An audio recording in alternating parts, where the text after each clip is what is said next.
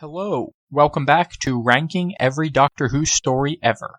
This is episode 13.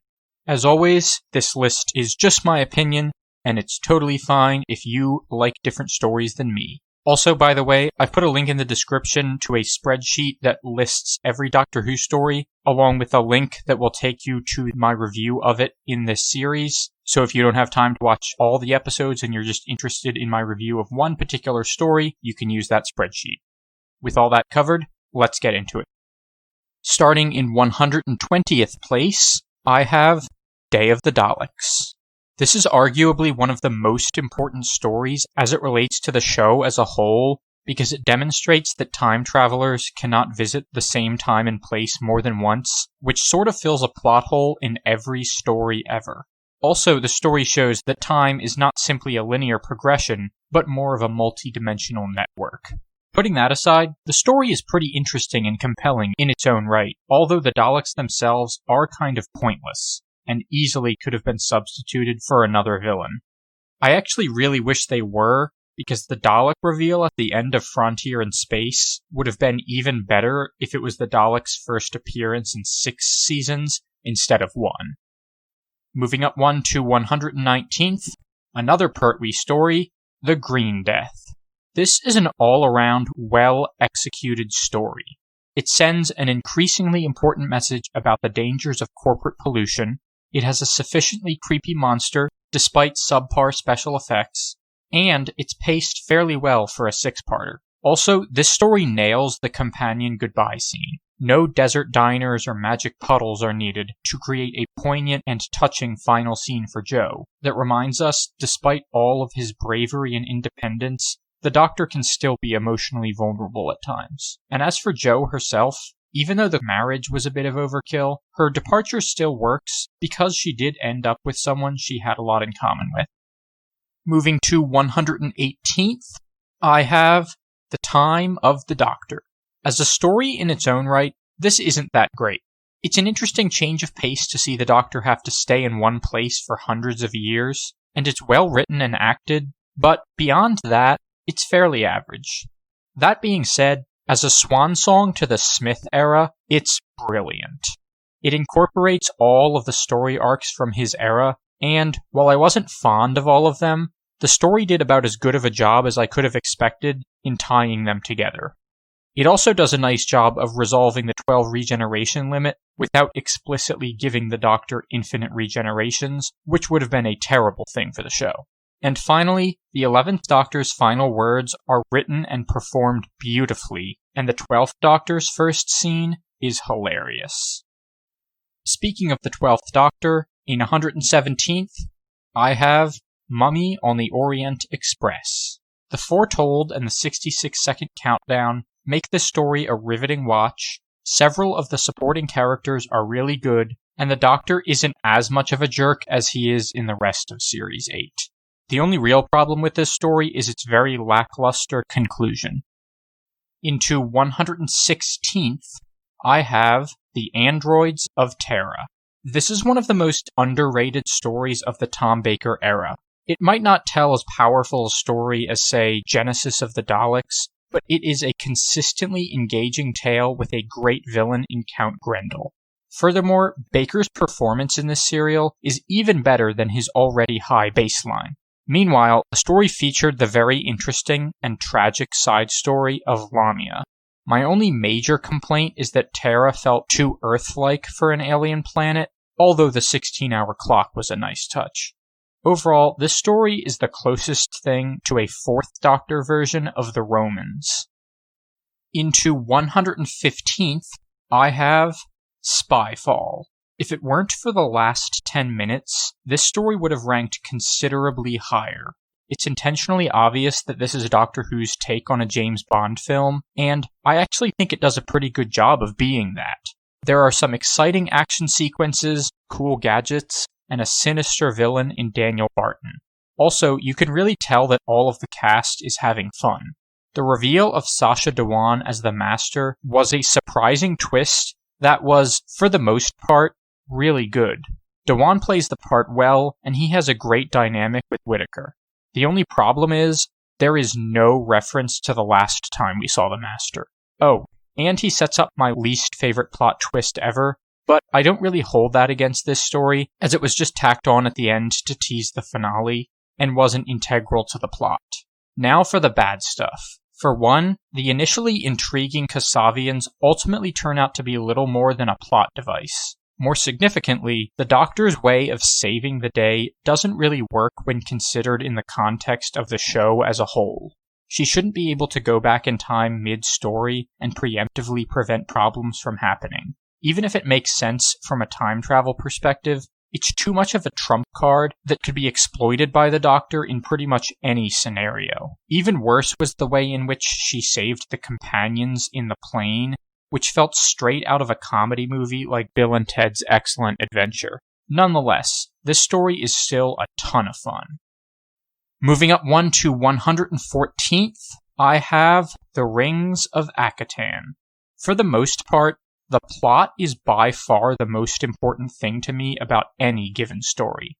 If a story's plot is good, I can forgive plenty of other sins. If a story's plot is bad, I'm unlikely to like it overall, regardless of other aspects. However, this story is an exception. On one hand, major parts of the story's plot are dumb. The idea that objects of sentimental value would be used as currency is one of the dumbest things I've ever heard. By definition, objects of sentimental value hold far more value to the person who has them than any other person. Trading it away would always be a lose-lose situation. Luckily, that was a fairly minor part of the story. Using objects of sentimental value as a sacrifice makes a lot more sense, and actually makes for a poignant scene with Clara and the Leaf, even if it was contrived that a single girl, object, or story could satiate a god prepared to eat entire worlds. The story benefits immensely from being set on an alien planet with dozens of different species, none of which come from Earth. Very, very few stories are this detached from Earth. But what really makes me like this story is that it is beautiful. The star and the surrounding rings are a stunning visual, and the long song is one of my favorite songs ever featured on the show. Also, Matt Smith delivers his speech to Akatan brilliantly. His reflection on old age, loss, and rebirth really summarize his entire character. Overall, this is one of the very few cases in Doctor Who where a story sacrifices plot for spectacle, and it actually works. Up to 113th, I'm going with Modron Undead. While this story would have been even more special if original TARDIS crew member Ian Chesterton had returned as originally planned, the Brigadier's return is a worthy consolation prize. He's as good as ever in this story. The story had some other appealing elements as well, such as how it tells two parallel stories taking place in 2 different years. Despite being a time travel show, Doctor Who didn't play around with time very much in the classic era, so it's very exciting when they do. Meanwhile, the situation with Modron and his compatriots is very interesting. Far from the power-hungry nature of usual antagonists, all these guys really want is death. Davison delivers a great performance. There are moments in the final episode where he just looks defeated, which is rare for the Doctor. All that said, I do have a few issues with this story. It was kinda silly how readily Nyssa, and to a lesser extent the Brig and Tegan, believed Modron when he said he was the Doctor. Furthermore, the Black Guardian stuff feels shoehorned into this story, and the ending is Deus Ex Machina. But it's definitely a unique story worth a watch. Up one to 112th, I have Attack of the Cybermen. This story is built upon nostalgia more so than actual plot, which is personified perfectly by the overweight cyber controller. That being said, this story does have more than just nostalgia to like. I thought that this was the best portrayal of the Cybermen since the Tomb of the Cybermen, due to the cold, icy setting and the emphasis on conversion, which is the most disturbing concept associated with them. The scene where they crush Litton's wrists is particularly jarring. The story also somewhat tones down the arrogance of the Sixth Doctor after his atrocious first story. His sadness about misjudging Lytton was a nice moment and wrapped up the recurring character's storyline in an unexpectedly poignant way. The main drawback to this story is that it's a little cluttered with a multitude of subplots. But sometimes a cluttered story is worth it for the sake of nostalgia. Moving up one to 111th, I'm going with The Visitation. While he isn't bad in his first 3 stories, this is the first story where Peter Davison really convinces me that he is the Doctor, especially thanks to his conversations with the Pteroleptal leader. The story in general has a great atmosphere, and the Pteroleptal's plan to exploit the plague as a means of taking over is disturbingly clever and realistic. The most disappointing thing about this story is the climax. It pretty much just consists of a bit of hand-to-hand combat, although connecting it to the Great Fire of London was a nice touch. In 110th, it's another Davison story, 4 to Doomsday. While this is a highly obscure story, I'm a big fan of it. Monarch is a fantastic villain because his motivations are more nuanced than that of the average villain. Even though he did do many amoral things, it's possible to understand why he wants to achieve what he wants. Furthermore, his superficially nice but secretly manipulative nature makes him feel like a dictator straight out of history. The prospect of placing someone's consciousness onto digital hardware is very interesting and will perhaps be genuinely relevant someday. The serial does have a few problems, though. The fact that the Athenian was the only one who wasn't corrupted felt a tad racist, and Adric, who I didn't actually mind before this story, is insufferable. Despite that, this serial has a lot more good than it has bad. Into 109th, we return to the new series with The Woman Who Lived. In my opinion, this story is easily the most interesting depiction of immortality in the show's history. While most stories related to that topic simply say, immortality is bad in one way or another, this one really delves into what it could actually be like for a regular human to become immortal. The idea that Ashildr's finite memory caused her to forget much of what she experienced makes a lot of sense, and made for an interesting, character-driven episode. There was nothing particularly interesting about the lion alien, but it served its purpose well enough within the context of the story. Overall, Williams and Capaldi have a great repertoire, and to be honest, it's a bit relieving to have a Clara Light episode. Moving to 108th, I have Cold War. Thankfully, the Ice Warriors' first appearance in the new show maintains their original identity while also giving them a fantastic modernized design. Due to the setting, this story is claustrophobic and suspenseful. I really liked that the story was set on a Russian submarine. We get more than enough British and American stuff already.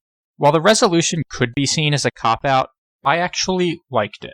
The simplicity of the other Ice Warriors just rescuing Skaldak is a fitting way to end the story, as it helped to show how futile war often is.